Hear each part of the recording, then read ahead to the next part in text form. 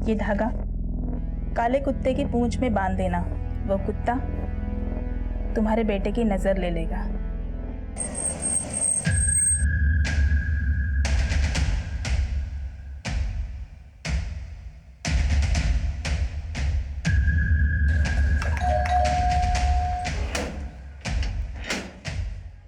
गीता कहाँ है? सर, मैं तांत्रिक जरूर हूँ, लेकिन सुमित या उसके पूरे परिवार वालों को मैं टोना टोटका नहीं बताया करती थी। साहब, मेरी बेटी ने 11 पाइप लगवाने के लिए नहीं कहा था, वो तो सुमित भाई ने खुद लगवाए थे। सुमित अक्सर तुम्हें फोन किया करता था। उसके रजिस्टर में क्या लिखा है ये तो तुम्हें पता ही होगा। कौन सा रजिस्टर? वही रजिस्टर जिसमें वो किसी बाबा का जिक्र कर रहा है। साहब, नहीं गीता का बाबा हूँ, लेकिन मैं तो कारीगर हूँ। सर, सुमित रजिस्टर में जरूर अपने बाबा यानी कि अपने फादर की बातें कर रहा होगा। कुछ साल पहले सुमित ने उनसे जुड़ी एक बात मुझे बताई थी। गीता माँ, मेरे बाबा गोपाल चौधरी मेरे अंदर रहते हैं। वो जैसा बोलते हैं मैं वैसा करता हूँ। ये क्या बोल रहे हो? ऐसा कुछ नहीं होता। ऐसा कैसा कुछ नहीं होता? हो रहा है मेरे साथ। बैठे बाबा अंदर। मैं तो ये सोचकर आया था मैं अपने बाबा को फिर से अपने सामने लाने का उपाय पूछूंगा, लेकिन तू तो अज्ञानी है, मेरा तेज भी ना देख पाई।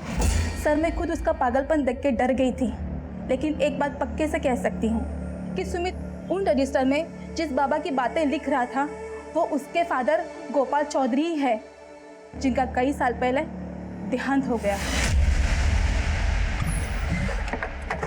सर, ये भी तो हो सकता है कि तांत्रिक गीता सच बोल रही हो। मतलब? सर, सुमित की आवाज वापस आती है उसके पिता के मरने के बाद, और वो अपनी डायरी में किसी बाबा को धन्यवाद देता है। सर, थोड़े समय के लिए मान लें कि ये बाबा और पिता एक ही हैं। सर, मुझे तो तुम्हारा कहने का ये मतलब है कि वो अपने मरे हुए पिता को धन्यवाद दे रहा डायरी में? हाँ सर, हो सकता है, क्योंकि सर सुमित के मोबाइल में हमें ऐसे वीडियोस मिले हैं जिसमें आत्माओं को अपने पास बुलाने की बातें कही गई हैं। सर, मुझे लगता है कि सुमित की मानसिक स्थिति ठीक नहीं थी। उसका अंधविश्वास ही पूरे परिवार को ले डूबा। लेकिन ये कैसे हो सकता है? किसी एक के कहे पे 2 विश्वास कर सकते हैं, 3 विश्वास कर सकते हैं, पूरे 10 के 10 लोग।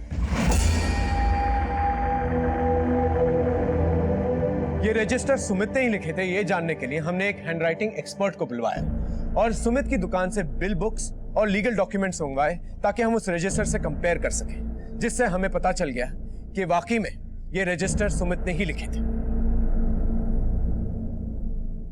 सुमित के रजिस्टर से यह पता चल चुका था कि उसकी मानसिक स्थिति ठीक नहीं थी। वो एक भ्रम और अंधविश्वास में जी रहा था। लेकिन सवाल यह था, उसका ये अंधविश्वास 11 लोगों की जान कैसे ले सकता था? सर, मैंने 16 जुलाई के सीसीटीवी फुटेज को चेक किया है। परिवार के अलग अलग सदस्यों का फुटेज अलग अलग कैमरों में कैप्चर हुआ है। ये तो वही स्टूल है ना जो लाश के पास बरामद हुआ।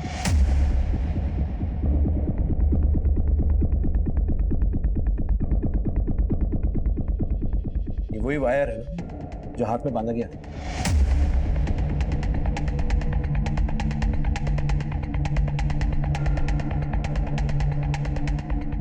ये कोई पूजा का सामान लेके जा रहा है ना।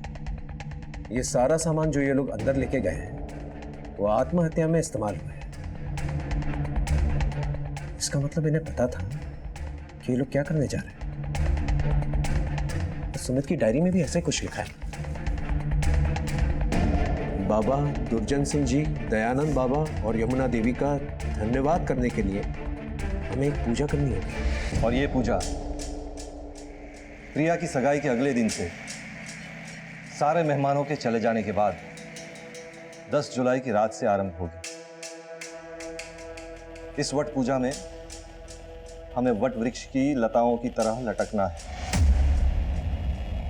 और फिर उन 11 पाइप्स के जरिए अंतरिक्ष से हमारे अंदर अद्भुत शक्तियां आएगी। तो सिर्फ 11 पाइप्स नहीं, हम 11 की शक्तियों का आगम स्थान है। 4 सीधे पाइप्स भुवन, शुभम, दीपू और मेरे लिए, और बाकी के 7 नीचे झुके हुए पाइप्स आप सब औरतों के लिए। उस दिन हम 4 मर्द और 7 औरत नहीं, 11 शक्तियां बनने जा रहे हैं, और इसमें किसी को भी जरा सी भी शंका नहीं होनी चाहिए। पैर की तकलीफ के कारण मां की साधना जमीन पर होगी और बाकी हम सब वट वृक्ष की लताओं की तरह लटकेंगे। और फिर ग्लास में रखे पानी का रंग बदलेगा। हमारे पूर्वज आएंगे और हम सबको खोल देंगे और हमें अपना परम आशीर्वाद देकर अपने सर्वोच्च स्थान की तरफ गमन कर लेंगे। लेकिन इस विधि में कोई गलती ना हो, इसलिए हमें अभ्यास करना होगा। दीदी, सुमित जी ने कहा है कि 11 मास्क एक ही साइज के होने चाहिए। हाँ, प्रिया कर रही है, देख। प्रिया, सुन, ठीक से काटना और एक ही साइज के काटना। जी। रीना देखना, एक रस्सी कम है। दीदी थोड़ा सब्र तो करो।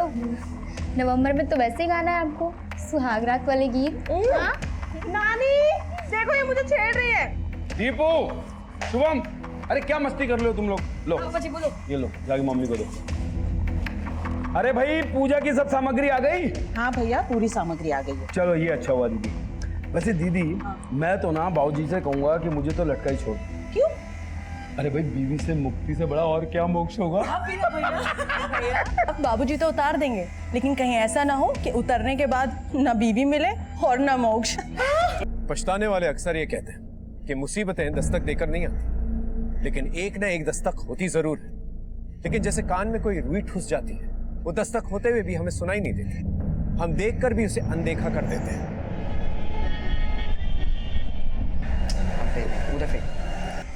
और फिर ऐसे। अरे दीपू, क्या कर रहा है? ये देख, इसको ऐसे नहीं, ये देख, ऐसे ऐसे। हाँ, अभी सीधा। एक बार ट्राई कर, चल।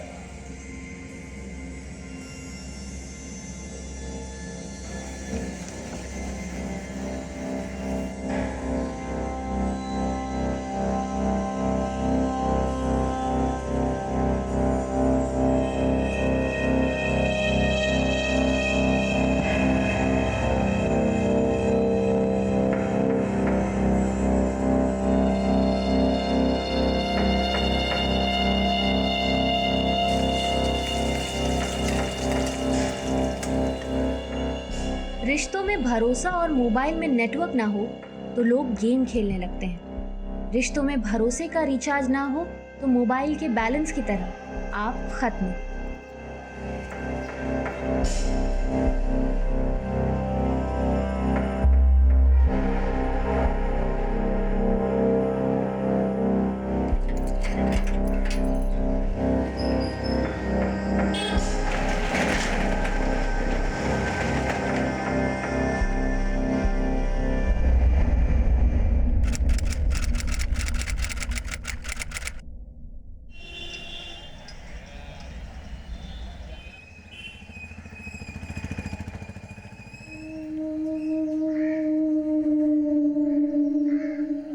शटर भी बंद है और आज का विचार भी नहीं लिखा।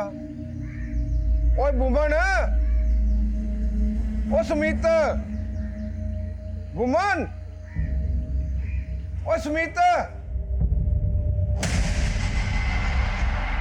ओए रब्बा, ओए ओए की हो गया? गजब हो गया इसे।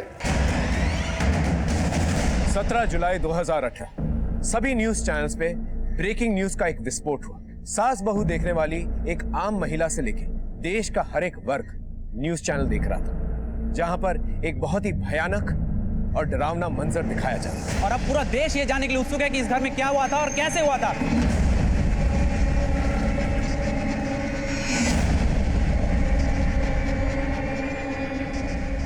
और ये पुलिस आ गई, अब इनसे सवाल करना चाहेंगे आज। Sir. No question please, no question, no question, no question. Sir. ये आप लोग तुम ठीक हो? सर, ऊपर।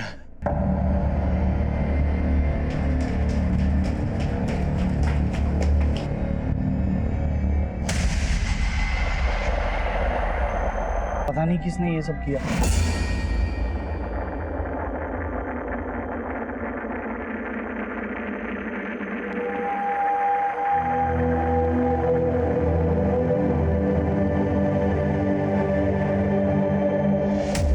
कल रात एक लड़के को इस घर में जाते देखा था। हाँ सर, कल रात मैंने एक लड़के को अंदर जाते हुए देखा था। पर मैं सर थोड़ा जल्दी में थी ना, तो वो लड़के की शक्ल अच्छे से देख नहीं पाई। कितने बजे होंगे? और यही कुछ 9 सवा 9। इनके किसी रिश्तेदार से अनबन थी? सर जहाँ तक मुझे पता है सर, इनकी किसी से कोई अनबन नहीं थी। और सर 15 दिन पहले तक तो यहाँ पर चहल पहल थी सर, प्रिया की सगाई थी।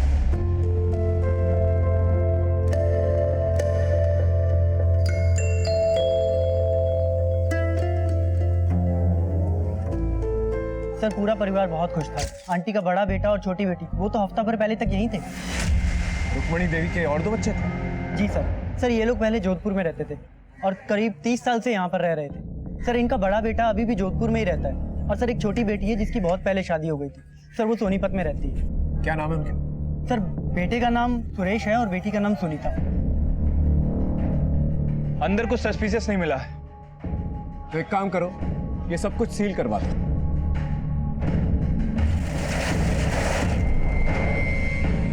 रुक्मणी देवी का एक बड़ा बेटा है और एक छोटी बेटी। उनके फोन नंबर निकालो और उनसे कहो कि मुझसे थाने में आकर मिलें।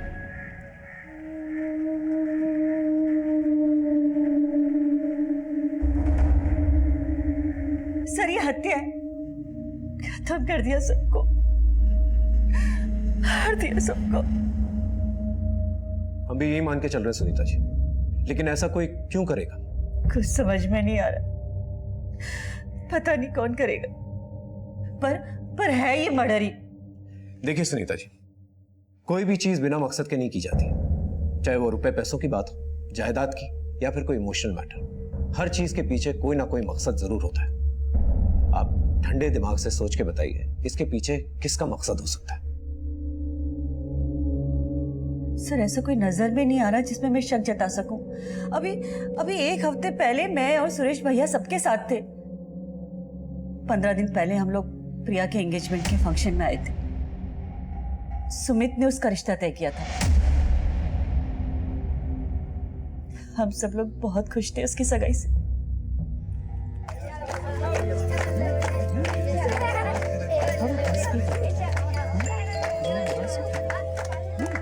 हाँ भाई, दोनों माँ बेटी में क्या खुसुर फुसुर चल रही है? कुछ नहीं सुनीता, सालों बाद खुशी आई है तो दिल में थोड़ी घबराहट सी हो रही है, कहीं कोई चूक ना हो जाए। जब तक बेटी विदा ना हो जाए ना, तब तक हर माँ के दिल में घबराहट होती है। अरे भैया, ये थाल में कबाब के साथ सफेद सा दही क्यों रख दिया? दीदी दही नहीं है, ये सॉस है, इसे डिप कहते हैं। हाँ पता है। सुनो, पहले लड़के वालों को देना। हाँ अरे स्टार्टर्स बहुत हो गए दीदी, इनसे पेट थोड़ी ना भरना है। सादिक, मैडम सुनो, खाना जल्दी शुरू करवाओ, 10 बजे से पहले पार्टी खत्म करनी है, मालूम है ना? चल जल्दी करो सादिक। हाँ सादिक? ये सादिक कौन है? सादिक सुमित की दुकान में काम करता है।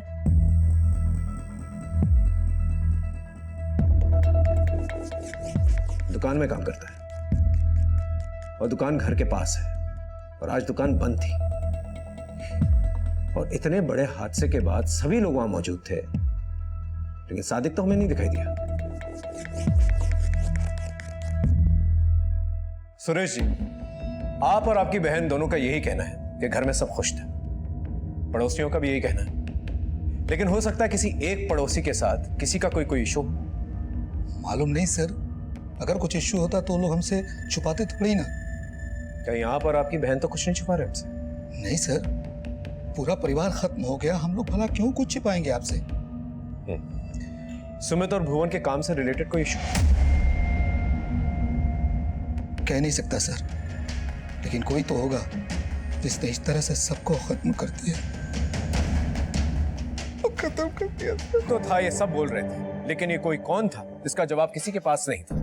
15 दिन पहले प्रिया की सगाई हुई थी, घर में सारे गहने जेवर मौजूद थे, एक सुई तक गायब नहीं हुई थी, और फिर घर के बाहर प्रिया द्वारा लिखा गया 16 जुलाई का विचार, ये भी हमारा ध्यान आकर्षित कर रहा था। रिश्तों में भरोसा और मोबाइल में नेटवर्क ना हो तो लोग गेम खेलने लगते हैं। रिश्तों में भरोसे का रिचार्ज ना हो तो मोबाइल के बैलेंस की तरह आप खत्म। आखिर में ऐसा क्यों लिखा था, आप खत्म? इसका राज जानना इसलिए भी बहुत जरूरी था क्योंकि वाकई में पूरा का पूरा परिवार जो है खत्म हो चुका था, या ये एक महज इत्तेफाक था कि किसी ने ये विचार कॉपी करके दीवार पर लिख दिया। या वाकई इस विचार के पीछे कोई सोची समझी साजिश थी। सर, जिस औरत ने उस रात लड़के को देखा था वो भगत ढाबे का डिलीवरी बॉय है, उसे बुला लिया। साहब उन्होंने ऑर्डर किया था, वही डिलीवर करने गया था साहब, और फिर मैं चला गया था साहब। और तेरा वो फूड पार्सल खा के 11 लोग ऊपर चले गए। क्या खिलाया था उन्हें? साहब उन्होंने जो ऑर्डर किया था सर, मैंने वही दिया था। क्या ऑर्डर किया था? रोटी सब, रोटी 22 रोटी।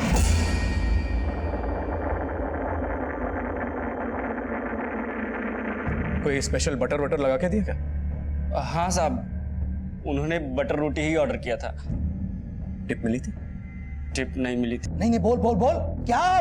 बस कर सुरेश, चिल्ला चिल्ला के इस घर की शांति भंग मत कर। हाँ मेरी बात सुनो। बस।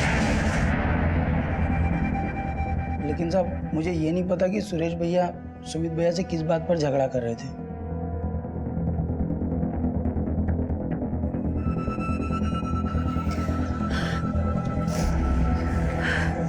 भैया, क्या आपको बिल्कुल भी अंदाजा नहीं है कि ये सब किसने करवाया होगा? अंदाजा होता तो मैं थोड़ी होने देता। तू बोल, तुझे क्या लगता है? सुनीता और सुरेश को फायदा तो हुआ, अब पूरी की पूरी जायदाद तो उनकी है। सुनीता, सुरेश और वो डिलीवरी बॉय, उनको इन्वेस्टिगेट करो। और क्राइम सीन पे वो जो 9 मोबाइल फोन्स मिले थे ना, उन्हें चेक करो। घर में सर 2 ही लोग थे जो मोबाइल फोन यूज नहीं करते थे, शुभम और दीपू। सर प्रॉब्लम यह है कि वो 9 के 9 फोन अभी तक लॉक है। वैसे हमारी एक टीम उन्हें खुलवाने की कोशिश कर रही है। उन लोग ने तो क्या हुआ, नंबर तो होंगे, उनकी कॉल हिस्ट्री और कॉल रिकॉर्ड निकालो, शायद कोई लीड मिल जाए। ठीक है सर। गाजियाबाद के चौधरी परिवार के 11 सदस्यों की मौत के बाद से इस इलाके में डर का माहौल है। लोग इस घर को भूत, प्रेत और आत्माओं का घर बता रहे हैं। एक तरफ जहां पुलिस इन संदिग्ध मौतों की वजह ढूंढने में व्यस्त है, वहीं इन अफवाहों से यहां खौफ का माहौल गर्म है। ये इस दशक का वो सनसनीखेज केस है जो कई दशकों तक एक डरावनी कहानी की तरह याद किया जाएगा। अब तक का जितने भी सस्पेक्ट्स हमने सोचे थे, उनके खिलाफ फिलहाल कोई सबूत नहीं मिला था हमें। लेकिन ऐसे कई सवाल थे जिनका जवाब हमें नहीं। हमें एक ब्रेक थ्रू की जरूरत थी, इसलिए हमने फैसला किया कि हम ड्राफ्ट मैपिंग करेंगे। हम क्राइम सीन की ड्राफ्ट मैपिंग करेंगे।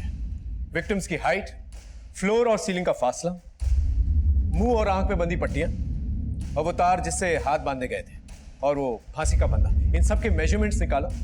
हम ये पूरा का पूरा क्राइम सीन जो है दोबारा रिक्रिएट करेंगे। ओके सर, को वो क्राइम सीन रिक्रिएट? क्यों, कोई प्रॉब्लम? नहीं सर, मतलब सर प्रॉब्लम तो कुछ नहीं है, लेकिन सच बात तो है कि इनमें से कोई भी दोबारा उस घर में नहीं जाना चाहता। ये लोग वहां जाने से डर रहे हैं सर। वैसे मैंने 2 कांस्टेबल उस घर के बाहर लगा रखे, लेकिन वो लोग भी बार बार फोन करके यही कह रहे हैं कि उनकी शिफ्ट चेंज कर दी जाए। कोई भी सर उस घर के बाहर नहीं बैठना चाहता। उस घर के पास जाने से आम नागरिक ही नहीं, हमारी पुलिस टीम भी डर रही थी। और डर का वो माहौल खत्म करने के लिए हमें सबको ये भरोसा दिलाना था कि गुनहगार जल्द ही सलाखों के पीछे होगा।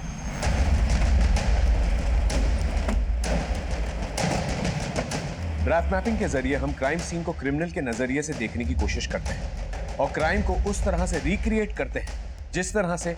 लेकिन इनमें से 3 लोगों की मौत पार्शियली हैंगिंग की वजह से हुई है, रुक्मणी देवी, कविता और भुवन।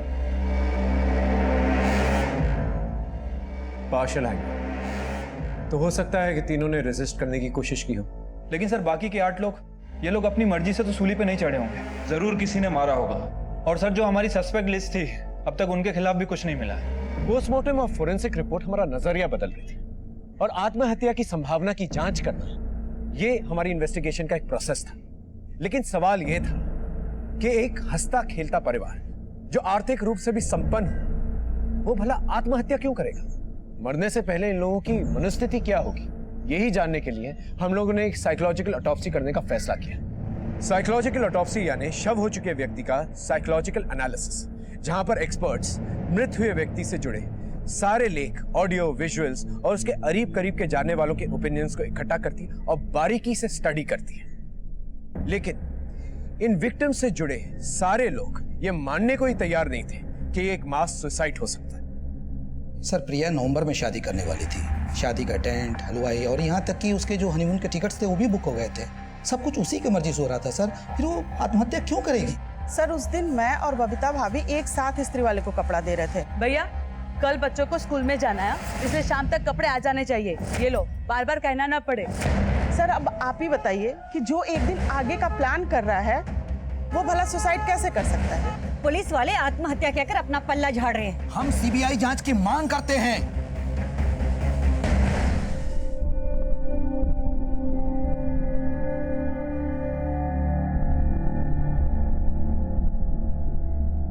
शर्मा। हाँ सर। ये पाइप्स की फोटो कहाँ की है? सर ये घर के पीछे वाली दीवार पे लगे हुए हैं। वैसे मैंने इस बारे में पड़ोसियों से पूछताछ की है। सर कुछ लोगों का कहना है कि रिनोवेशन के लिए लगा है और कुछ लोगों का ये भी कहना है कि बरसात के पानी से बाहर निकालने के लिए लगा है। लेकिन सर ये पाइप्स घर के अंदर कहाँ जा रही है किसी को नहीं पता है। और कुछ लोग तो ये भी कह रहे हैं कि डेकोरेशन करवाया। ये कैसा डेकोरेशन? देखकर ही अजीब लग रहा है। सर एक और अजीब बात है, वो लोग घर में जहाँ पूजा पाठ करते थे वहां पे हमें 9 रजिस्टर मिले हैं।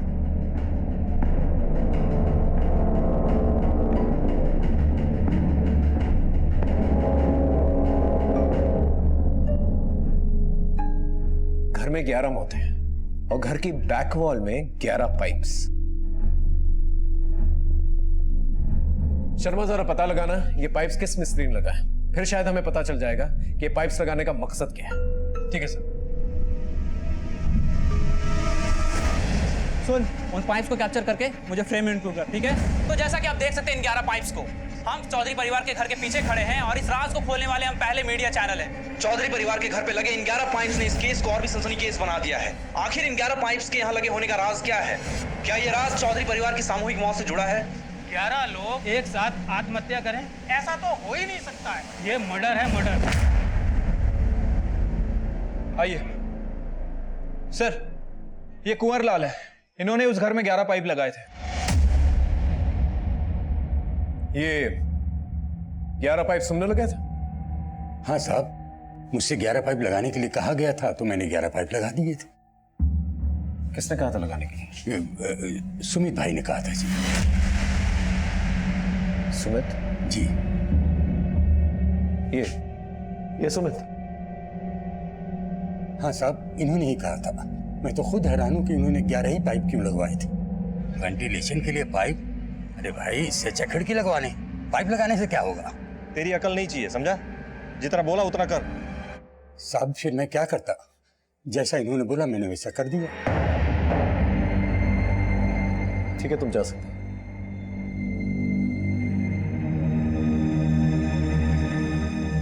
आखिर ये सुमित वॉल पे 11 पाइप्स क्यों लगवाएगा? पाइप्स का पूजा रूम में जो रजिस्टर मिले थे वो क्या है?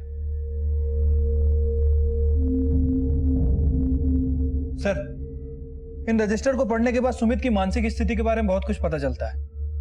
ये रजिस्टर वो रोज ही लिखा करता था। हाँ सर, ये देखिए सर, उसने एक अजीब बात लिखी है। मैं गूंगा हूं बाबा, मेरी आवाज बन जाओ। सादिक ने कहा था कि सुमित अक्सर जो है मौन व्रत रखा करता और कस्टमर से बात करने के लिए चिट पे लिख के बातें करता था,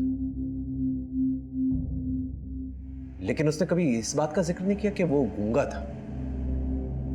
बस में बाबा का मेंशन है। ये बाबा कौन है? सर मुझे लगता है कि सुमित किसी तांत्रिक वांत्रिक के चक्कर में था। हो सकता है कि जिस बाबा का जिक्र इस रजिस्टर में है वो कोई तांत्रिक बाबा हो। और सर ये देखिए, आगे वो ये भी लिखता है कि शुक्रिया बाबा, आज से आप मेरी आवाज हैं, अब मैं गूंगा नहीं हूं। कमाल है, पहले लिखता है कि वो गूंगा था, अब लिखता है वो गूंगा नहीं। कहते कि आखिर ये बाबा है कौन? बाबा, आपके सुझाव से मैंने उस ग्राहक को उधार में माल दे दिया और उसने सब चुकता भी कर दिया और अब उसने मुझे एक बहुत बड़ा ऑर्डर दिया है। बाबा, आपकी कृपा से मेरा व्यापार दिन दुनी रात चौगुनी तरक्की कर रहा है।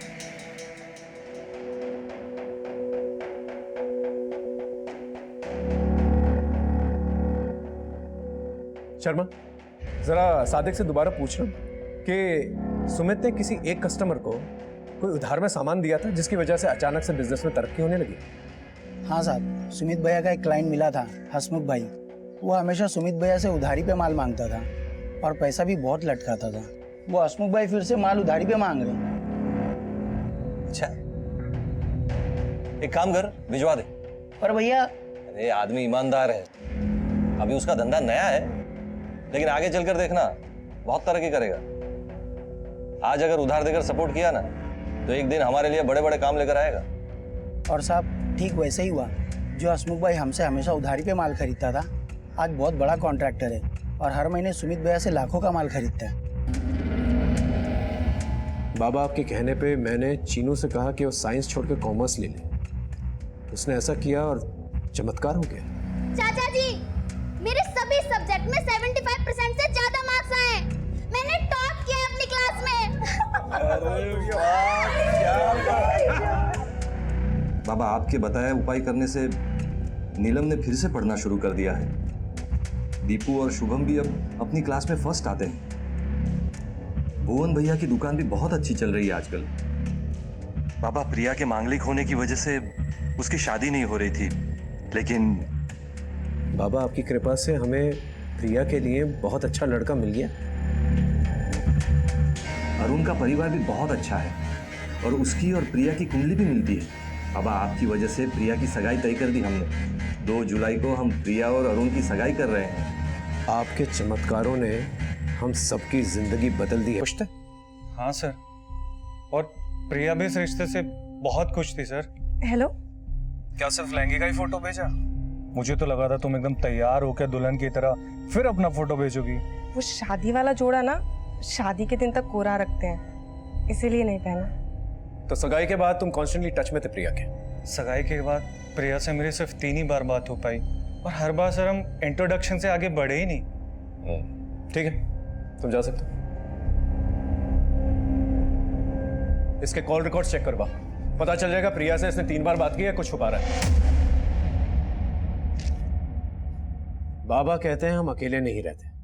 हमारे साथ दुज्जन सिंह, दयानंद और यमुना देवी भी तो रहते हैं। इसका क्या मतलब? और कौन लोग हैं ये जो उनके साथ रहते हैं? कैसे रहते हैं? हमें एक पूजा करनी होगी, वट पूजा। उस पूजा में हमें उनको धन्यवाद अर्पित करना होगा, जिनकी वजह से हम दिन दुनी रात चौगुनी तरक्की कर रहे हैं। और पूजा संपन्न होते ही वो आएंगे हमें आखिरी आशीर्वाद देने। लेकिन इस पूजा के बारे में किसी को कुछ भी खबर नहीं होनी चाहिए। इसका मतलब सुमित के साथ साथ पूरा परिवार जो है वट पूजा कर रहा है। ये वट पूजा होती क्या है? और ये दुज्जन सिंह, यमुना देवी और दयानंद, ये कौन थे? दुज्जन सिंह, यमुना देवी और दयानंद? यही नाम लिखे सुमित के रजिस्टर। क्या आप जानती हैं? सर, दुज्जन सिंह तो कविता दीदी के हस्बैंड थे और यमुना देवी और दयानंद सुमित के सास ससुर। लेकिन आप इनके बारे में क्यों पूछ रहे हैं? ये लोग तो कई साल पहले गुजर चुके हैं। क्या ये सब मर चुके? जी, उसके रजिस्टर में क्लियरली लिखा है कि सगाई के बाद वो अगले दिन ही पूजा करने वाले थे। आपको इन बातों का कभी कोई अंदाजा नहीं हुआ? सादिक, सुनो, जल्दी से खाना शुरू करवाओ। पता है ना 10 बजे से पहले पार्टी खत्म करनी है। हाँ चलो, जाओ जल्दी करो सादिक। हाँ अरे भाई, इतनी जल्दी पार्टी क्यों बंद कर रहे हो? अभी तो पूरी रात बची है। दीदी, दरअसल घर में पूजा रखी है सुबह। सुमित जी बहुत नाराज हो रहे थे, कह रहे थे आजकल एंगेजमेंट की तैयारियों की वजह से पूजा पाठ में हम लोगों का ध्यान ही नहीं है, तो सुबह पूजा करेंगे। 1 मिनट में आती हूँ। सगाई वाली रात रीना बोल रही थी कि पार्टी 10 बजे तक खत्म करनी है। कोई पूजा है और अगले दिन वहां पूजा हो भी रही थी।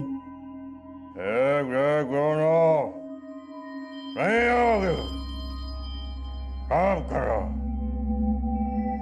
मैंने माँ से पूछा भी था। हाँ बोल बेटा, क्या बात है? माँ, ये सुमित को क्या हो गया? वो ऐसा क्यों कर रहा है? कुछ नहीं बेटा, वो ठीक है, बस थोड़ा सा दुखी था, इसलिए हम पूजा करवा रहे थे। 16 जुलाई को किसी वट पूजा का जिक्र और उसी रात को यह हादसा हुआ। आपको इस पूजा के बारे में कुछ पता? सब पूजा तो पूजा होती है, इन सब से उनकी मौत का क्या वास्ता है? सर, मैं भी नहीं समझ पा रहा हूँ उन बातों का सबकी मौत से क्या वास्ता हो सकता है। लेकिन एक बात है जिसके बारे में मैंने आज तक नहीं सोचा, क्यों इतना भयानक रूप ले लेगी। कौन सी बात? सर, सुमित ने एक बार मुझसे कहा था कि उसमें पापा आते हैं। आप मेरा विश्वास कीजिए भैया, पापा मेरे अंदर बैठे हैं, वो हम सबका भला कर रहे हैं। क्या बात कर रहा है? अरे ये अंधविश्वास है। लेकिन मुझे विश्वास है भैया, हमारी तरक्की पापा की वजह से ही हो रही है। अरे तरक्की तुम लोगों की मेहनत के कारण हो रही है और कुछ नहीं, समझा? लेकिन पापा का सपोर्ट भी है भैया, आप भी विश्वास कीजिए, पापा आपसे मिलने के लिए बेचैन हो रहे हैं। अंकल, मैं तेरे जैसा बेवकूफ नहीं हूँ, समझा? क्या चल रहा है सब? क्या बंद करूं? पापा के जीते जी तो आपने कभी उनकी परवाह नहीं की, मरते दम तक वो आपको बुला रहे थे यहाँ। लेकिन अब क्या? नहीं बोल बोल बोल, क्या? बस कर सुरेश।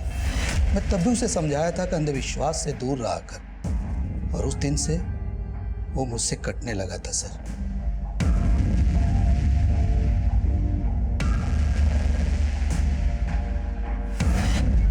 सर, उन सभी 11 लोगों के फोन रिकॉर्ड चेक करवाए, लेकिन सर कोई तांत्रिक वांत्रिक का नंबर नहीं मिला है। लेकिन सर एक अजीब बात है, कुंवरलाल ने जो पाइप लगाए थे, इसकी बेटी गीता तांत्रिक है। तो कुंवरलाल की बेटी तांत्रिक है? रीना, अभ्यास शुरू करें? हाँ। चल। अरे अरे ये क्या मम्मी, ये तो मैं ऐसे ही खोल लूंगा, थोड़ा और टाइट बांधो। अभ्यास करें? हाँ वही तो कर रहे हैं। आज हमने अभ्यास भी किया बाबा, अब कोई विधि गलत नहीं होगी।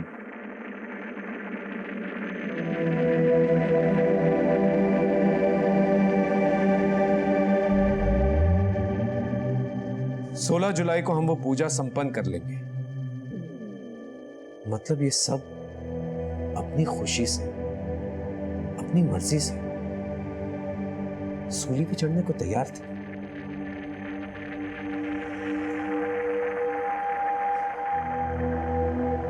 सोलह जुलाई की रात शुरू की गई पूजा रात के 1 बजे तक चलेगी।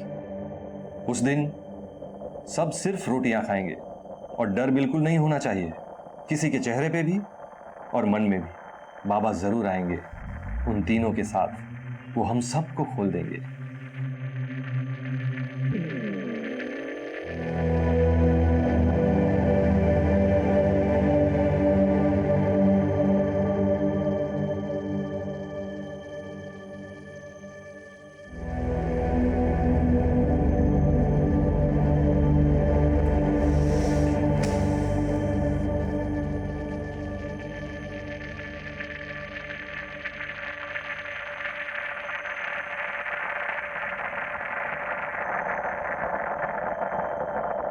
अरे दीपू क्या कर रहा है, ये देख, इसको ऐसे नहीं, ये देख ऐसे ऐसे।